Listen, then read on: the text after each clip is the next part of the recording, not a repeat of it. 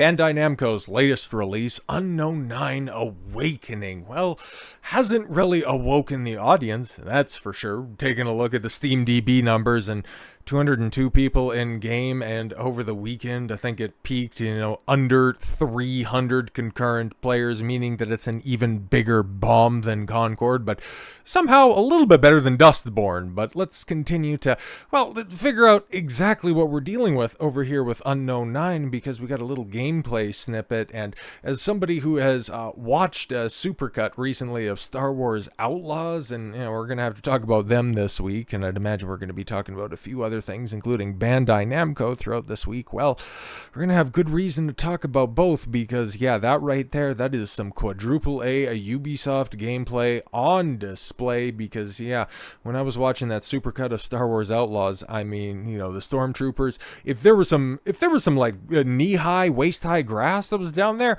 that wouldn't look out of place at all on Kajimi, Ashiga, or whatever the blue hell where, big old square-jawed K-Vest was playing at. But that's that right there, these visuals are a big reason why nobody's playing this game, bro. It's real bad. But apparently Anya Chalotra, something like that, at least that's the actress who plays the main character, which again, sorry to her, because okay, yeah, that's who the main character is supposed to be based on. She's far more attractive than her in-engine model, which, to just reference Star Wars Outlaws once again, a lot of the cope and a bunch of the shills that are out there trying to say, well, actually, it's a pretty good game if it was just polished a little bit more, you've got a second look masterpiece on your hands. That's clearly not the case, because you still have to deal with some horrendous writing, a trope-filled plot, and completely unlikable, underdeveloped characters. But no, it's Assassin's Creed in space. Sure it is. Maybe Assassin's Creed Shadows in space. But it's funny, right? Because this is the second video we've done on Unknown 9 Awakening, and I'm not entirely sure, and even with that gameplay clip that we seen right there with the very good stealth mechanics, they're so good, even when the opponents are right in front of you, they can't even recognize you. I don't know what the game's about. It's some slop about, I don't know, interdimensional aliens or something like that. But you would think the actress, right? The actress for the main character would have a decent idea as to what we're dealing with, but apparently not. Okay, but you know what she does know? This is the most diverse game that she's ever seen. It's like, oh great, she's an idiot. Actress Anya, just call her Anya, known for her role as Yennefer in Netflix's The Witcher series. Okay, move from dud to dud. Recently discussed her character and role as Haruna, sexy name, in Unknown 9 Awakening, and claim that she's never seen a game as diverse as it. Oh, right, yeah. Because that's what it is at this point in time, right? Like, diverse just simply means no white people allowed. Speaking with YouTube channel CG Magazine, Chalotra? Chalotra, sure. Discussed her character saying Haruna led you through this world. She is on a quest to avenge her mentor, Raker, whose life has been taken by Vincent. And she knows more about the unknown 9. She has an innate power, the kind of like calling that's outside of herself. It's internal.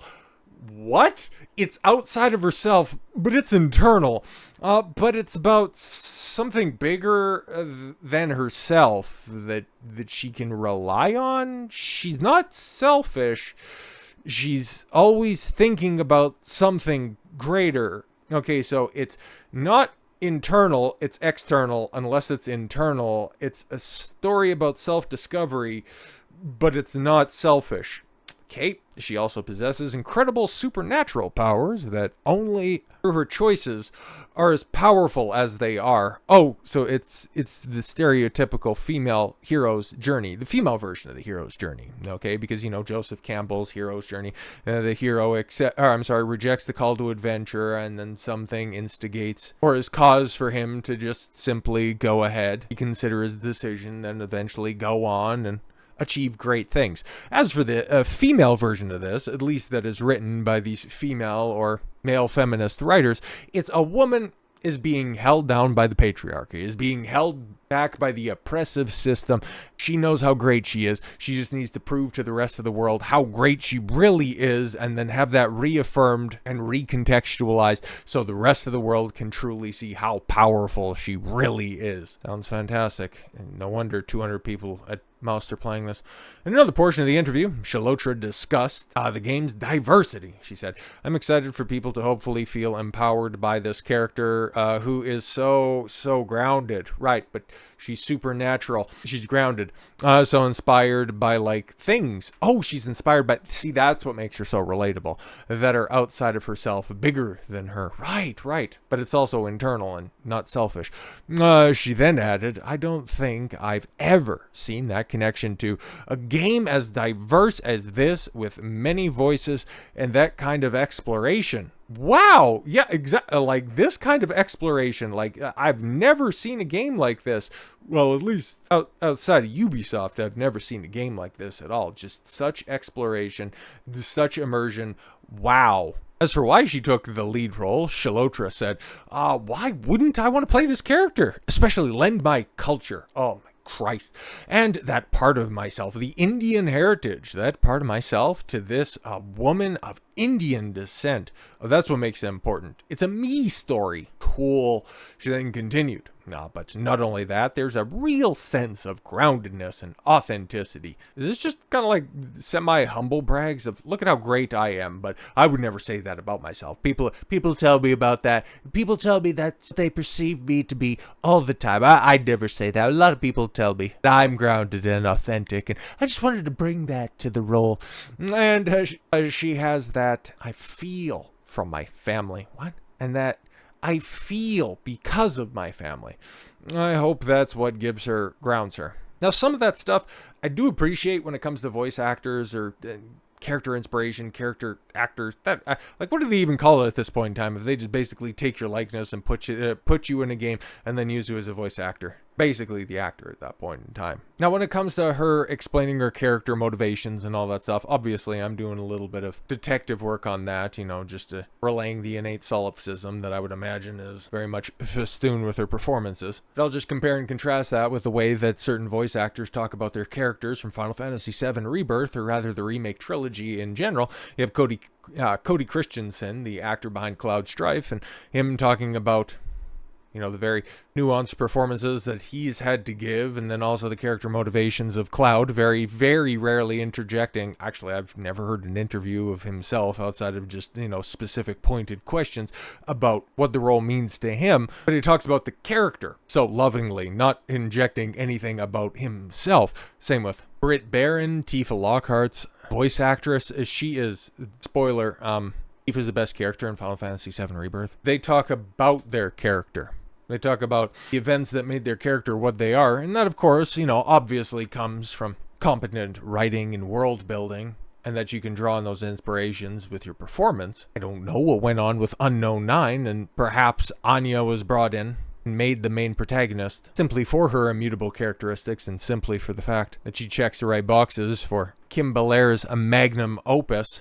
Perhaps it's unfair for me to compare the talents of Kim Belair with Kazushika Nojima, Tetsuya Nomura, and Yoshinori Kitase, guys that have been crafting the Final Fantasy VII world for 25 plus years. Maybe eventually, you just give it a couple more years, they'll eventually get to the 30th anniversary of the original game coming out, and they could possibly get to the same lofty position that Kim Belair's at. The game appears to be a massive commercial flop. No. Given the current player count on Steam, SteamDB reports that within the game's first 24 hours, which is still ongoing, it's since capped and it hasn't got above that. Okay, it only hit a peak concurrent player count of 240. Ooh, that's tough. The low player count numbers, are not surprising, given the game was added to Sweet Baby Inc. Detected Curator list, and the fact that story architect Kim Belair is right there, David Bedard, co-founder of Sweet Baby Inc., is the brand content manager at Reflector Entertainment, the developer for Unknown 9, meaning that, yeah, Sweet Baby Inc. is very much interwoven with Unknown 9, and you take a look at every other game that SBI has been a part of in 2024, and you're seeing them all fail spectacularly. In fact, there's one game that they've been a part of in the past 24 months that hasn't been a gigantic failure. And that's mostly because their influence is mitigated to one very small corner, and that's God of War Ragnarok. And depending on the people that you're listening to, the PC port of that is even a massive flop, but I wouldn't be one of those people because I don't think the great turnout that it had in the first couple of days, even though it was half of what God of War 2018's was, it wasn't saddled with the stupid PSN baggage, and Sony also being a stupid company. Then again, everything under the yellow sun that Sweet Baby Inc. touches fails spectacularly, and Unknown 9 just happens to be the latest in a long, long line of examples that have made 2024 such a desolate wasteland of media. Movies to television to video games. It has not been a great year. There's been some bright spots, but in general, it has been a year of destruction, and frankly, I'm here for it. There's still a couple more bombs left on the table throughout the rest of the year, looking squarely at you in the next couple of... Actually, no. In a little bit over a week with Dragon Age Veilguard. Perhaps they've saved the best for last, but hopefully that's just finally going to be one of the last examples to prove to the wider industry that, yeah, gamers don't want this stuff, okay? They would have been willing to give this an opportunity, and it has nothing to do with a female lead. It's all about how they're written, the settings that they're put in, the gameplay that's on display, and whether or not this is woke as hell. Unknown 9 looks to be very much in that camp, and that's why they have nobody to blame but themselves. So with all that said, thank you all very much for the gift of your time. I've been Don Consuelo. I want you to follow your gut and get after it. Take care, everyone.